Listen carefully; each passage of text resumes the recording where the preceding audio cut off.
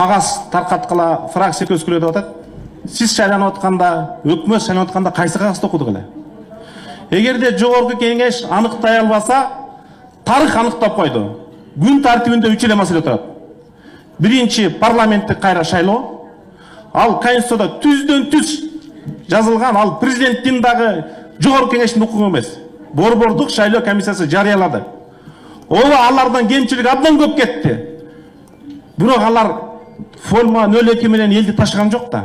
Акчаны борбордук шайлоо комиссиясы таркаткан жок да.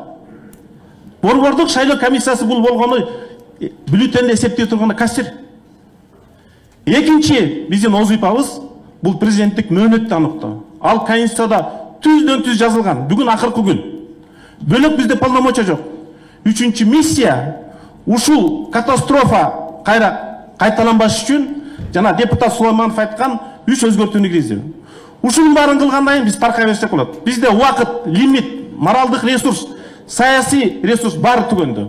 Ушул үчөөнү Конституцияны бузбай аткарсак, анда келечекте биз стабилдүү, туруктуу, легитимдүү бийлик тап келгенге кошкон салымыбыз ушул болот. Кайдагы референдум?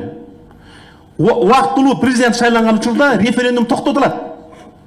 Жанагы караңгыда тиги булганган сууда балык кармаган оңой деп, ушундай өйдөлдүй болуп атканда кимдир бирөөлөр жаңы диктатор анап келесип атат. Ага жол бербешибиз керек.